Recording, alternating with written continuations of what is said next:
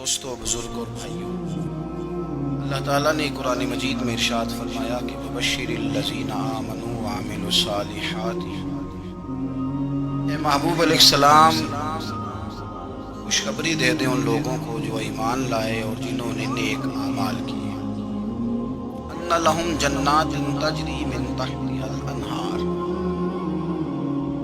ان کے لیے جنت ہے اور جنت وہ ہے جس کے نیچے نہریں بہ رہی ہیں۔ اللہ تبارک و تعالیٰ نے اپنے محبوب کریم صلی اللہ تعالیٰ علیہ وسلم کے غلاموں کو خوشخبری سنوائی بھی حضور کے مقدس لمحہ مبارکہ سے۔ آپ انہیں خوشخبری دے دیں کہ ان کے لیے جنت ہے، باغات ہیں، اور باغات وہ ہیں جن کے نیچے نہریں رواں ہیں۔ لیکن کن لوگوں کو؟ جو ایمان لائے اور جنہوں نے نیک اعمال، کچھ نہ کچھ انسان کو نہ عمل کرنا چاہیے۔ وہ جو عمل ہے نا، کوئی بندہ اپنے عملوں سے جنت میں نہیں جائے گا، جنت میں خدا کے فضل سے جائے گا۔ لیکن یہ جو اعمال ہے نا، یہ سبب بنیں گے اللہ کی رحمت کے، یہ ذریعہ بنیں گے خدا کے کرم کے متوجہ ہونے کا۔ جب ہم نیک اعمال کریں گے تو اس عمل کی وجہ سے رحمت ہوگی، اور وہ رحمت ہمیں اللہ کے قریب بھی لے جائے گی، اور اس رحمت کی برکت سے رب جنت بھی عطا فرمائے گا۔ ہمارے ہاں یہ ہوتا ہے کہ ہم زیادہ تر چیزوں کو تقریر سننے کی حد تک لیتے ہیں، اچھی نصیحت کا لطف ضرور حاصل کرتے ہیں، اچھے جملے کو اپنے دل میں اس کی فرحت ضرور محسوس کرتے ہیں، لیکن عمل کی طرف نہیں بڑھتے۔ اس کا نقصان یہ ہوتا ہے کہ یہ معاذ اللہ ایک باقاعدہ شعبہ بن جاتا ہے کہ میں نے بڑی خوبصورت تیار کر کے تراش خراش کر کے بات کرنی ہے، بڑی عمدہ کرنی ہے۔ اچھے ادیب تو پیدا ہوتے ہیں، اچھے خطیب، اچھے واعظ، اچھے سننے والے، دعوت دینے والے تو پیدا ہوتے ہیں، لیکن اگر عمل کا شوق نہ پیدا کیا جائے پھر باتیں نشستن گفتن برخاستن تک رہ جاتی ہیں، اس کا لطف نہیں آتا۔ تو تقریریں ہو رہی ہیں، ہوتی ہیں اور ہوتی رہیں گی، نتیجہ کیا نکلے گا؟ آدمی کہتا ہے میں اتنے سالوں سے تقریر سن رہا ہوں۔ سوال یہ ہے کہ بھئی اتنا سننے کے بعد ثمرے کتنا؟ سننے کا ایک ہی مقصد زندگی میں آپ سمجھ لیں کہ سننے کا مطلب سنورنا ہے، اور اگر آپ نے خیر کی بات سنی اور آپ سنورے ہی نہیں، میں آپ کو دعوت فکر دیتا ہوں۔ نبی پاک صلی اللہ تعالیٰ علیہ وسلم نے ارشاد فرمایا، ایک عورت تھی، طوائف تھی، ساری زندگی اس کی گناہوں میں گزری معاذ اللہ، پھر وہ ایک کنویں کے پاس سے گزر رہی تھی، ایک پیاسا کتا اس نے وہاں پیاس سے تڑپتے سسکتے دیکھا، اور پھر اس نے اپنے جوتے کو لٹکا کر اپنے دوپٹے کی مدد سے یا جیسے اس سے ممکن ہو سکا اس نے پانی نکالا، کتے کو پلایا، اللہ نے اس کی بخشش فرما دی۔ آپ ماشاءاللہ گھروں میں لوگ ہیں، آپ نے بڑی جلدی مجھے یہ بتانا ہے، یہ حدیث آپ نے پہلے بھی سنی ہوئی ہے نا؟ میرا خیال ہے کوئی بندہ نہیں رہا جس نے نہ سنی ہوئی ہے نا؟ ہم نے الحمدللہ اتنے سارے بندے جو یہاں موجود ہیں انہوں نے سنی ہوئی ہے، تو ظاہر ہے امت مسلمہ میں جتنے لوگ ہیں ڈھیر ساروں نے یہ بات سنی ہوگی۔ لیکن میرا سوال یہ ہے، میں سڑکوں پہ روڈوں پہ سفر کرتا ہوں، ہم نے یہ حدیث درجنوں بار سنی، طوائف نے کتے کو پانی پلایا تو اس کی بخشش ہو گئی، لیکن حال یہ ہے کہ سڑک پر کسی گاڑی سے ٹکرا کر اگر کوئی کتا مر جاتا ہے، مر ہی گیا ہے، گاڑی والا، موٹر سائیکل والا، جارو والا، بس والا اتنی جرت نہیں کرتا کہ لکڑی کے ساتھ، رسی کے ساتھ ہی پکڑ کے اسے سائیڈ پہ کر دے۔ سڑک پہ مرا ہوا پڑا رہتا ہے، یہاں تک کہ گاڑیوں کے ٹائروں کے ساتھ اس کا گوشت لگ کے سڑک صاف ہوتی ہے۔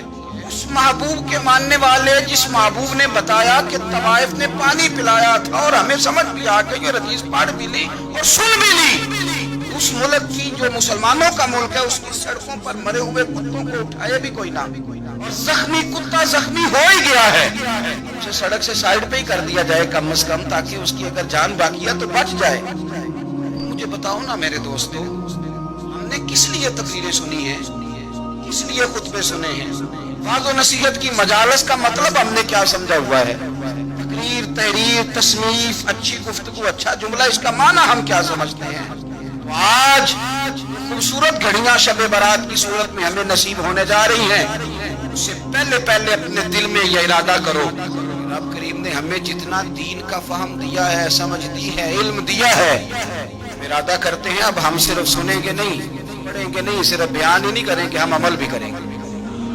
کوئی تھوڑا سا نا عمل کا رستہ بھی تو میرے عزیز ہونا چاہیے. اب مطلب بہت ساری جگہوں پہ جانے کا موقع ملتا ہے تو لوگ کہتے ہیں پیر صاحب ناراض نہ ہونا، ہم نے بڑا بندوبست کیا ہوا ہے، تقریر ذرا نہ سوا کو گھنٹہ کرنا. میں کہتا ہوں مثلاً آپ مجھے بتائیں نا، سوا گھنٹہ تقریر کرا کے آپ نے کیا کرنا ہے؟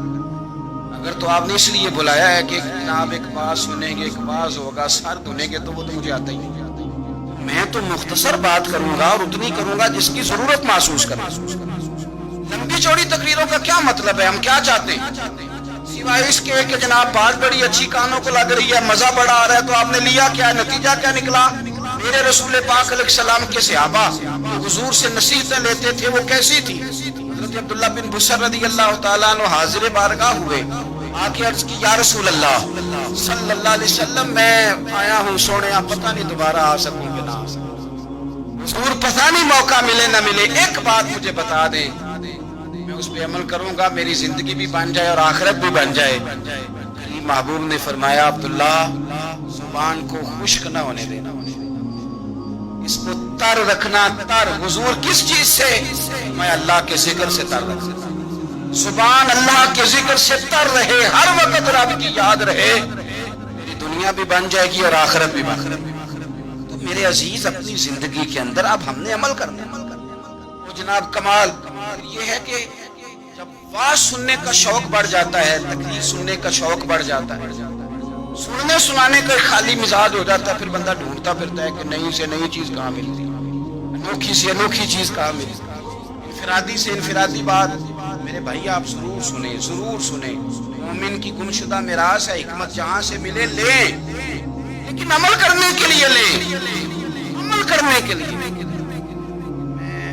اب میرا دل کرتا ہے، اب دل کرتا ہے اب ہماری چپ سے بھی لوگ سبق سیکھیں. حضرت باجزید بستامی فرمایا کرتے تھے جس نے ہماری چپ سے کچھ نہیں سیکھا اس نے ہماری تقریر سے کیا سیکھا. اب تھوڑا سا نا اشاروں کی بولی بھی سمجھے، اب تھوڑا سا یہ بھی ہو کہ بس بات پوری ہونے نہ پائے اور انسان کی رغبت عمل کی طرف بڑھ جائے. یہ مزاج ہمیں دیا ہے. بھائی آ جائیں آپ صبح بھی تقریر کر دیں، دوپہر کو بھی تقریر کر دیں، شام کو بھی تقریر کر دیں. پھر یہ بھی ہوتا ہے کہ جناب وہ بیان آپ نے جو سنایا تھا نا وہ ذرا دوبارہ سنا دیں. تو میں کہتا ہوں پہلے سننے پر عمل ہو گیا تو نہ کریں. آپ ہمیں تھوڑی باتیں سیکھ کر ان پر عمل کرنا اور آگے بڑھنا ہے. بڑی سادی بات میرے ابا جی بتایا کرتے تھے. والا صاحب کہتے ہیں کہ ایک دیہاتی بندہ نہ چلا گیا وہ کسی مولوی صاحب کی تقریر سننے. اس زمانے میں آپ کو پتہ ہے کہ واش روم کا مروجہ نظام نہیں ہوتا تھا، تو لوگ کھیتوں میں دوسری جگہوں پہ پیشاب کے لیے جاتے تھے. مولانا نے ایک احتیاط بیان کی، وہ کہنے لگے کہ پیشاب سخت جگہ پہ نہ کرو، زمین پہ بیٹھ کر، ورنہ پیشاب کے چینٹے اڑیں گے، کپڑوں میں پڑیں گے، اور حدیث میں سخت حکم ہے اس مسئلے. کوئی نرم جگہ ہو ایسی جہاں پیشاب کریں چینٹے نہ اڑیں. بندہ عمل کرنے والا تھا، اس نے میری تقریر سن کے سر دھن کے جانا نہیں تھا. اس نے اتنی ساری ریت لے لی، کپڑے میں باندھ لی، اور اس نے کندھے پہ رکھی ہوئی ہے. جہاں پیشاب کا وقت آتا پہلے ریت بچھا دیا، پھر پیشاب کرتا تاکہ میرے کپڑوں پہ نہ پڑے. ایک صاحب نے اسے کہا کوئی ہفتے بعد چلو بیان سننے چلے، تو کہنے لگا میں پہلے پہ عمل کر لوں، یہی بڑا ہے. میں نے تو اتنی ساری ریت، کندھا تھک گیا ہے میرا، اس دن سے اٹھائی ہے، تو میں نہیں چاہتا کہ نہیں بھی سنوں کسی اور جگہ میں. یہ تباہ کے لیے بات کو نہ سمجھے. سادے آدمی نے جو ہمیں سمجھایا مجھے اور آپ کو، اس پر غور کرے. کل بھی سنا تھا، پرسوں بھی سنا تھا، پیر صاحب نے ترسوں بھی کہا تھا، شیخ نے پرسوں بھی کہا تھا، پچھلے ہفتے بھی کہا تھا. تو نے اگر شیخ کی بھی نہیں سنی، استاد کی بھی نہیں سنی، پیر کی بھی نہیں سنی، اس دور کے پیر جو صحیح کام کرنے والے ہیں، استاد جو صحیح کام کرنے والے مجبور ہو گیا بیچارے. کس کی تربیت کریں گے؟ اس درد سے کہا تھا حضرت سلطان باہو نے.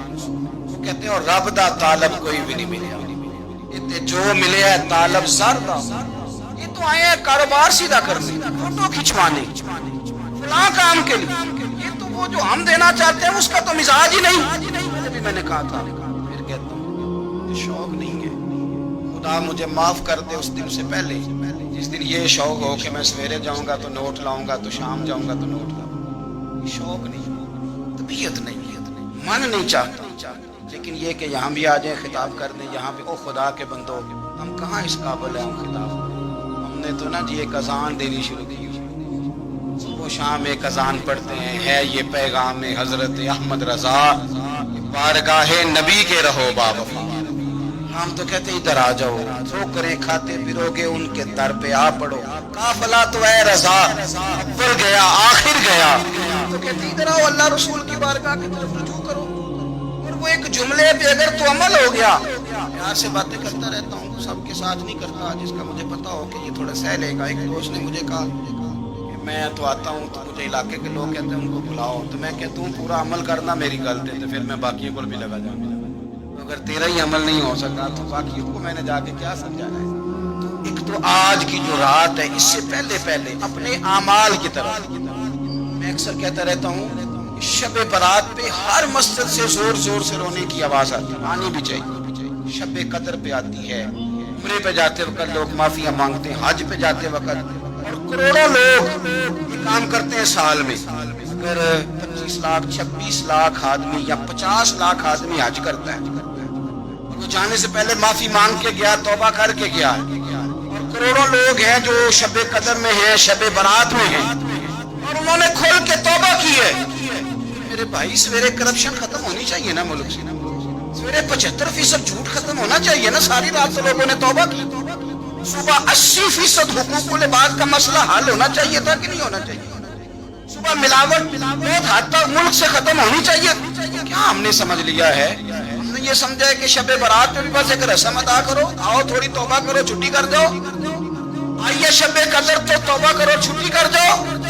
یہ ہم نے مطلب سمجھ لیا؟ حج کرنے گئے، رب کی بارگاہ میں حاضر ہوئے، رسول کریم کی بارگاہ سے بھی جو ہو کے آ جائے اور بدلے ہی نہ، وہاں تک جائے اور بدلے ہی نہ۔ مدینے گئے، کعبے گئے، کربلا گئے، جیسے گئے تھے گھوم پھر کے ویسے ہی آ گئے۔ نتیجہ کیا ہے؟ زندگی نتیجہ خیز بنائے۔ آج اس خوبصورت موقع پر جب شب برات ہمارے سامنے کھڑی ہے، اپنے ذہن میں تہیہ کریں، ہم نے بدل جانا۔ شوگر ہو جائے تو بدلنا پڑتا ہے، اللہ معاف کرے، چینی چھوڑنی پڑتی ہے، من پسند مٹھائیاں چھوڑنی پڑتی ہیں، بدلنا پڑتا ہے۔ بلڈ پریشر ہو جائے تو یارو بدلنا پڑتا ہے۔ اگر انسان کو خدا نہ خواستہ کوئی مرض لگ جائے تو بدلنا پڑتا ہے۔ اولاد پیدا ہو جائے تو بدلنا پڑتا ہے۔ گھر میں بیٹیاں پیدا ہو جائیں تو بوڑھے باپ کو بدلنا پڑتا ہے۔ بال سفید آ جائیں تو پھر بھی تو بدل جانا چاہیے۔ انسان کی عمر 40 سال ہو جائے تو پھر بھی تو بدل جانا چاہیے۔ شب برات پہ توبہ کرے تو پھر بھی تو بدل جانا چاہیے۔ بدل جائیں، ہم بدل جائیں۔ اپنا درد ہوتی ہے، گاڑی میں بیٹھے تو کمر پہ درد ہوتی ہے، اب ہم بدل جائیں۔ لوگ بتاتے ہیں میرے بال سفید ہونے لگ گئے، ہم بدل جائیں۔ لوگ ہمیں کہتے ہیں بچے جوان ہو گئے، ہم بدل جائیں نا یارو۔ اب لوگ ہمیں کہتے ہیں کہ اوخو اب تو آپ اٹھتے وقت زمین پہ پہلے ہاتھ رکھتے ہیں پھر اٹھتے ہیں، بدل نہ جائیں۔ محسوس ہوتا ہے کہ نیند گہری نہیں آتی، محسوس ہوتا ہے کہیں جسم میں تکلیف ہے، بدل نہ جائیں۔ اپنا کئی کلاس فیلو چلے گئے دنیا چھوڑ کے، بدل نہ جائیں۔ اپنے بہن بھائیوں میں سے کئیوں کا جنازہ پڑا، بدل نہ جائیں۔ ہم میں سے کئیوں نے ماں باپ دفن کر دیے، پھول ڈال دیے قبروں میں، بدل جائیں۔ اب وقت تھوڑا رہ گیا، کچھ تبدیلی کی طرف آئیں۔ اب توبہ صحیح والی کر رہے ہیں، اب استغفار دل سے پڑھیں، تبدیل ہو جائیں۔ اب اپنے اندر باہر کچھ تبدیلیاں لائیں، اب اپنے ظاہر اور باطن کو سنواریں۔ اللہ رسول کی بارگاہ میں جانا ہے نا، ایسا نہ ہو شرم آئے حضور کے سامنے کھڑے ہوتے، حیا آئے نبی کریم کی بارگاہ میں کھڑے ہوتے۔ اب کچھ تبدیلی لائیں، آج ارادہ کریں، آج جو توبہ کریں گے وہ صحیح والی کریں گے، آج جو وہاں استغفار کریں گے اللہ کے حضور حاضر ہو کے تو وہ صحیح والا کریں گے۔ کچھ تبدیلی کا مزاج لائیں۔ اور پھر ایک اور بات بھی ہے، ہمارے ذاتی تعلقات سارے دھوکہ ہیں، ہماری جیبوں میں مال سارا دھوکہ ہے، ہمارے بلند و پاک دعوے سارے دھوکہ ہیں، ہمارے بڑے بڑے رتبے سارے دھوکہ ہیں۔ بڑے تعلقات تھے بیٹے کے، پر ماں بیمار تھی تو اسے صحت تو نہیں تعلقات کی وجہ سے مل سکی۔ بڑے تعلقات تھے نا بیٹے کے، جب بیماری زور پکڑ گئی تو پھر کیا کر سکا؟ بڑے تعلقات تھے، بڑا پیسہ تھا جیب میں، بڑا کچھ تھا، لیکن جب جناب اسرائیل آئے کوئی کچھ بھی نہ کر سکا۔ پھر اپنے رہ گئے اور جس کو جانا تھا وہ سب چلے گئے۔ تو یہ جتنی چیزیں ہیں نا، یہ کچھ نہیں ہے، یہ دھوکہ ہے۔ سچ صرف اللہ رسول کی ذات ہے، حقیقت صرف دین ہے، اصل صرف وہ بارگاہیں ہیں۔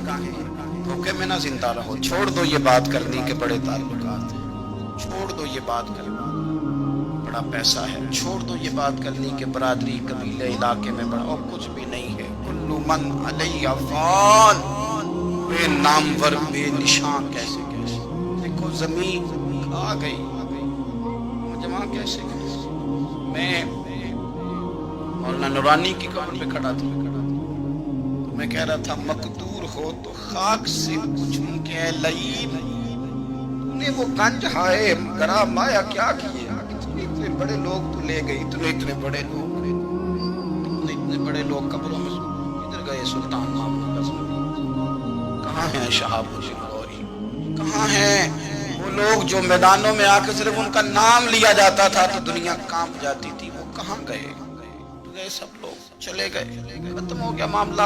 وقت اب ہماری طرف بڑھ رہا ہے، تیزی ہے، اب پیغام اجل آیا، کئی ہمارے ارد گرد سے اٹھا کے لے گیا۔ ہمیں بھی تو واپس لوٹنا ہے نا، کچھ تیاری کر لیں، کچھ ارادہ کر لیں، اور بارگاہ رب رسول کی اس طرح کی ہے کہ بس جانے کی دیر ہے، بس صرف جانے کی دیر ہے، صرف جانے کی۔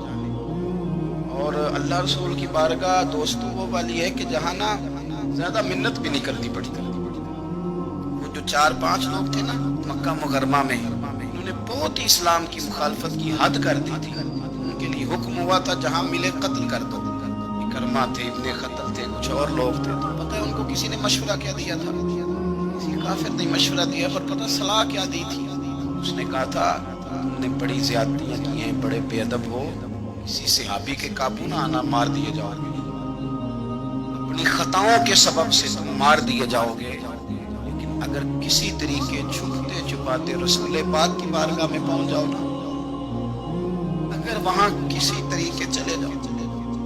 میں نے پوچھا معافی کیسے مانگیں گے، منہ کیسے دکھائیں گے، ہم نے اتنے ظلم کیے، اتنی زیادتیاں کی، کیسے معافی مانگیں گے؟ تو کہنے والے نے کہا کہ نہیں کچھ نہیں، تم بس کہہ دینا ہم آ گئے، اس سے زیادہ تو بات ہی کوئی نہیں، اتنا ہی صرف کہنا ہے آ گئے، اور نہ آتے تو جاتے بھی کہتے، بس تم اتنا کہہ دینا ان العبد اذا اعترف ثم تاب تاب اللہ علیہ۔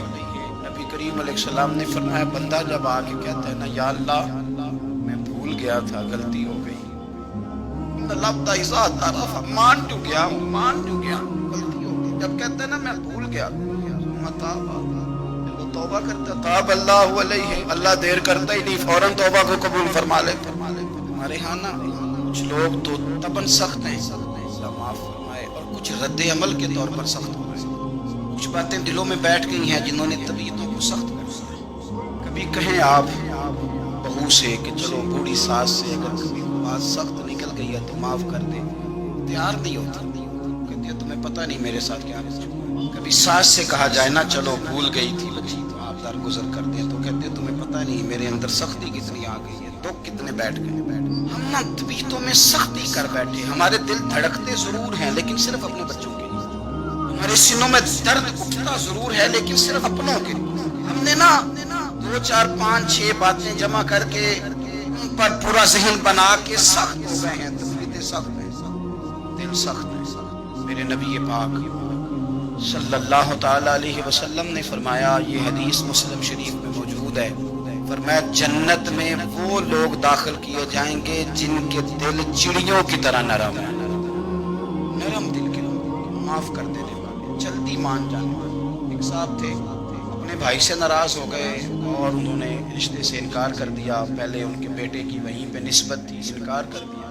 کئی لوگوں نے ان سے کہا، میں نے بھی کہا، وہ کہنے لگے پیر صاحب عزت بڑی کرتا ہوں آپ کی لیکن میں مرد ہوں، ایک دفعہ نہ کر دوں تو پھر ہاں نہیں کیا کرے گی۔ میں نے اس صاحب سے کہا، میں نے کہا یوں نہ کر، اگر صبح قیامت تیرے بارے میں کوئی سخت فیصلہ آ جائے اور رب کو منانا ہو کسی مقام پر تو کیا کہے گا؟ بہانے بنا بنا کے ہم سخت ہو گئے، دل اتنے سخت پتھر کر لیں میں فلاں ہوتا ہوں جی، میں نہیں دوبارہ کسی کی سنتا۔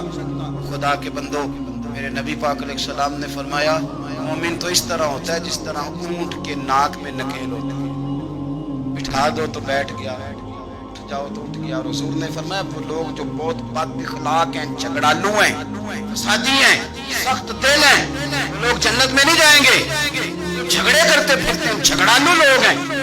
عزیز دوستو، اپنی زندگی کے اندر طبیعت میں نرمی، اگر طبیعت نرم ہو گئی نا جی، مزاج میں نرمی آ گئی، پھر آپ محسوس کریں گے کہ آپ معاف کرتے بھی جلدی ہیں، معافی دیتے بھی جلدی ہیں، پھر آپ کے تعلقات بچیں گے، آپ کی نسبتیں بچیں گی، آپ کے بہت سارے رشتوں میں قربت آئے گی، ٹوٹیں گے نہیں۔ تو دل نرم کریں، شخص کے بارے میں دل میں کوئی بات ہے تو اسے معاف کریں، معافی دیں۔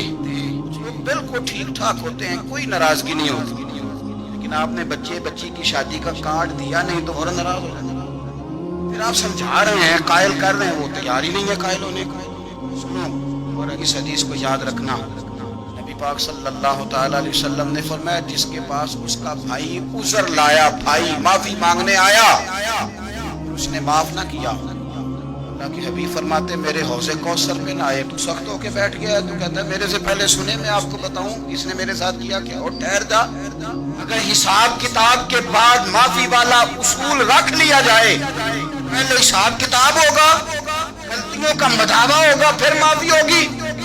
یہی حساب اگر رب کریم بندوں کے ساتھ کرے تو پھر میں اور آپ کدھر جائیں گے؟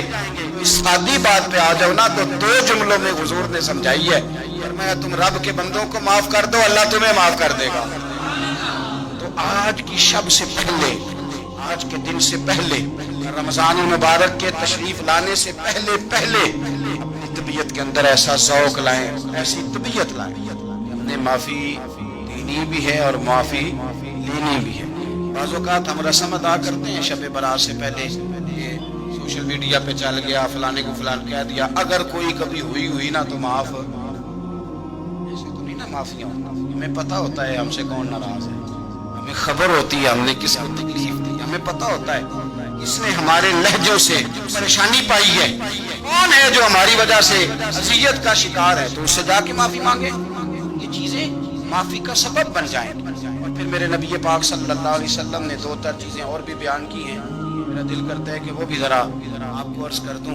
حضور سید عالم علیہ السلام نے نا جنت میں لے جانے والے جب اعمال بیان کیے، حضور علیہ السلام نے فرمایا کہ زکوٰۃ صحیح ادا کرنا، شرک سے بچنا، توحید پہ قائم رہنا، اور زکوٰۃ ٹھیک ادا کرنا، اور اپنے رشتہ داروں سے اچھا سلوک کرنا، جنت میں داخل ہو جائے۔ جو ہمارے زیادہ قریبی لوگ ہوتے ہیں نا، ان کا حق بھی شریعت نے زیادہ رکھا ہے، اور یہ بعضوں کا تکلیف بھی زیادہ دیتے ہیں۔ لیکن میرے عزیز، ایک بات سمجھ لیں اچھی طرح سے اور اپنے دل میں بٹھا لیں، میں نے درجنوں بار کہی ہے، پھر کہتا ہوں، اللہ تعالیٰ نے جو خاندان میرے لیے پسند کیا ہے نا، مالک نے مجھے وہاں پیدا کیا، تو جو چچا اللہ نے میرے لیے پسند کیا وہ مجھے بھی پسند ہونا چاہیے، اور جو ماموں اللہ نے میرے لیے پسند کیا ہے وہ مجھے بھی پسند ہونا چاہیے۔ انسانوں کے اندر کمزوریاں بھی ہوتی ہیں، خوبیاں بھی ہوتی ہیں، لیکن ہمارا یہ مسئلہ بن جاتا ہے کہ ہم نہ صرف کمزوریوں کو ڈسکس کرتے ہیں، خوبیوں کا تذکرہ کرتے ہی نہیں، اپنے مزاج کے اندر اس بات کو آپ نے پیدا کرنا ہے۔ آج ایک اور ارادہ بھی اور اپنے ذہن کے اندر بات بھی زیادہ شوق کے ساتھ پیدا کریں۔ آپ یہ کوشش کریں کہ اپنی صلاحیتوں کو دیکھیں کہ آپ میں کیا خوبی ہے، بولنے کی ہے، لکھنے کی ہے، مال خرچ کرنے کی ہے، کسی کو پیغام دینے کی ہے۔ مسجد نبوی شریف میں ایک بی بی صرف جھاڑو خالی دیتی تھی، بیمار ہو گئی تو سرکار تیمارداری کرنے گئی، اور صحابہ نے حضور کو اطلاع دیے بغیر تدفین کر دی، جنازہ پڑھا دیا، تو حضور نے قبر پہ کھڑے ہو کے دوبارہ جنازہ پڑھایا۔ اپنے وجود کو بیکار نہیں رکھنا، اس سے کوئی کام نہیں۔ اللہ فرماتے ہیں افحسبتم انما خلقناکم عبثا وانکم الینا لا ترجعون، میں تم کیا سمجھتے ہو ہم نے تمہیں بیکار پیدا کیا ہے، اور کیا سمجھتے ہو تم نے لوٹ کر ہمارے پاس آنا نہیں؟ ایک ذرہ بھی تو بیکار نہیں ہو سکتا، لہذا میں کسی شخص سے بیزار نہیں ہو سکتا۔ اپنی اس صلاحیت کو ضائع نہ کریں۔ ہم نا بہت سارا وقت ضائع کر رہے ہیں، ادھر ادھر موبائل کھول لیا، دیر تک فلانی چیز دیکھی، پھر فلانی دیکھی، پھر فلانی بحث کی۔ اپنے آپ سے نہ کچھ کام لیں، کچھ خدمات کریں۔ ہم زیادہ وقت لوگوں کا انٹرویو کرنے میں ضائع کرتے ہیں، دوسروں کی تفصیلات حاصل کرنے میں وقت ضائع کرتے ہیں، لوگوں کا دھیان رکھنے میں وقت ضائع کرتے ہیں۔ آج کے بعد اپنا دھیان رکھتے ہیں، اپنی صحت کا دھیان رکھتے ہیں، اپنے معاملات کا اپنے اوپر تھوڑی توجہ دینی ہے۔ کوشش کرنی ہے کہ کس حد تک ہم اپنی صلاحیت سے فائدہ لے کے کسی کا کچھ نفع کر سکتے ہیں تو وہ نفع کریں، اپنے وجود کو نفع بخش بنائیں۔ حدیث پاک سنیں گے تو آپ محسوس کریں گے کہ اللہ کتنے اجر دینے والا ہے۔ نبی پاک علیہ السلام نے فرمایا، جس نے دین کے رستے میں اتنی دیر بھی قتال کیا، لڑا، اتنی دیر جتنی دیر اونٹنی کا دودھ دھونے میں لگتی ہے، اتنا تھوڑا وقت بھی دین کے لیے اگر کوئی نکلا، جد و جہد کی، قتال کیا، لڑا، میں اس بندے کو بھی اللہ جنت عطا فرما دے گا۔ اتنا تو کام کرے نا، اتنا تو کام کرے۔ حضور علیہ السلام نے رغبت دلائی، یعنی جتنا بھی عمل، حضور فرمانے لگے کسی عمل کو چھوٹا نہ سمجھنا، کچھ نہ ہو سکے اپنے بھائی سے مسکرا کے میلے لینا، اللہ اس پر بھی صدقے کا ثواب عطا کر دے گا۔ اور نبی پاک علیہ السلام نے فرمایا، دوزخ سے بچ جاؤ صدقہ دے کے۔ خیال آتا تھا یا رسول اللہ کتنا کو دے؟ فرمایا خشک کھجور کا ایک ٹکڑا، یعنی پوری کھجور بھی نہیں، خشک کھجور کا ایک ٹکڑا بھی خیرات کر کے بچ سکتے ہو تو وہ کر کے ہی صدقہ دے کے اللہ کے عذاب سے بچنا۔ مانا کیا ہے ان ساری روایتوں کا کہ کچھ کرو تو صحیح نہ، کچھ کرو تو صحیح نہ۔ ہمارے ایک بزرگ تھے تو کورونا کے دنوں میں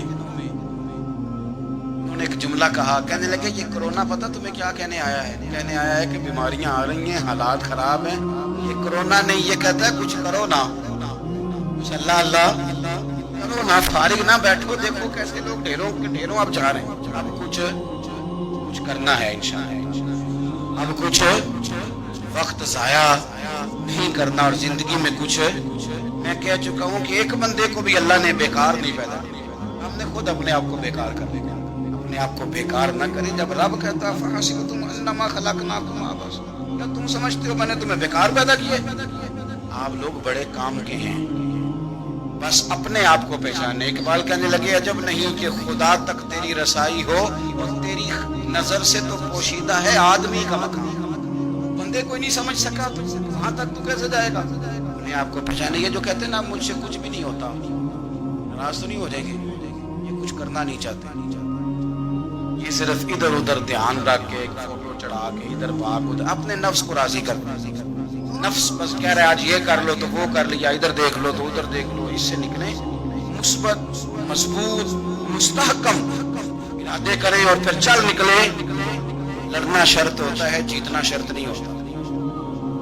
تاریخ یہ نہیں دیکھتی کہ جیتا کون کون، تاریخ یہ دیکھتی ہے کہ لڑا کون، میدان میں کون کون رہا۔ اللہ بدر میں کامیابیاں دیتا ہے، احد میں کئی دفعہ کہتا ہے واپس پلٹو۔ خندق آئے گی تو پھر کامیابیاں مل جائیں گی، خیبر آئے گا تو پھر کامیابیاں مل جائیں گی۔ اس لیے ہمیشہ جیتنا ہی ضروری نہیں، لڑنا ضروری ہے۔ ہمت کریں، کوشش کریں۔ اللہ تعالیٰ آپ سب کو جزائے خیر عطا فرمائے۔ آخر دعوانا الحمدللہ رب